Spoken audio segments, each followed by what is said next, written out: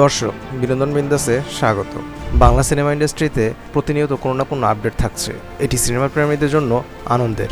আজকে আমরা হাজির হয়েছি শাকিব খানের বরবাদ নিয়ে। চলুন কথা না বাড়িয়ে শুরু করা যাক। শান্ত হও বৎস, আমি এসে গেছি তো। বাংলা সিনেমার সুপারস্টার বলতে একজনই আছেন, তিনি আর কেউ নন, নাম্বার ওয়ান শাকিব খান। আসছে ঈদে প্রেক্ষাগৃহে মুক্তি পেতে যাচ্ছে শাকিব খানের তুফান, আর এর মাঝেই রব উঠেছে নতুন সিনেমার শুটিং শুরু করতে যাচ্ছেন ঢাকাই সিনেমার কিং খান। নতুন এই সিনেমাটির নাম বরবাদ। হ্যাঁ দর্শক, ঠিকই শুনেছেন, এটি রাজকুমার সিনেমার গান বরবাদ নয়, সিনেমার নামই বরবাদ। সিনেমায় ফের শাকিবের সাথে পর্দা শেয়ার করতে যাচ্ছেন ইধিকা পাল। সিনেমাটি পরিচালনা করবেন নাট্য পরিচালক মেহেদী হাসান হৃদয়। বরবাদ দিয়েই অভিষেক হবে এই পরিচালকের। সিনেমার সঙ্গে সংশ্লিষ্ট একাধিক মাধ্যম থেকে জানা যায়, সেপ্টেম্বর থেকে ভারতের রামোজি ফিল্ম সিটিতে শুরু হবে শুটিং।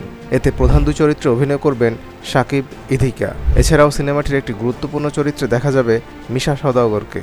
সিনেমাটির অন্যতম প্রযোজনা প্রতিষ্ঠান মাস্টার কমিউনিকেশন। তুমি আমার প্রিয়তমা হবে। গত বছর ঈদে মুক্তি পায় হিমেল আশরাফ পরিচালিত সিনেমা প্রিয়তমা। সিনেমাটিতে শাকিব খানের নায়িকা ছিলেন কলকাতার অভিনেত্রী ইধিকা পাল, আর এই সিনেমা দিয়েই বড় পর্দা যাত্রা শুরু হয় এই নায়িকার।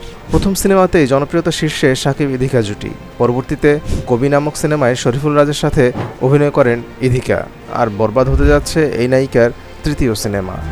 তুমি এই রোদের মতো, আমি তোমায় মাগছি গো।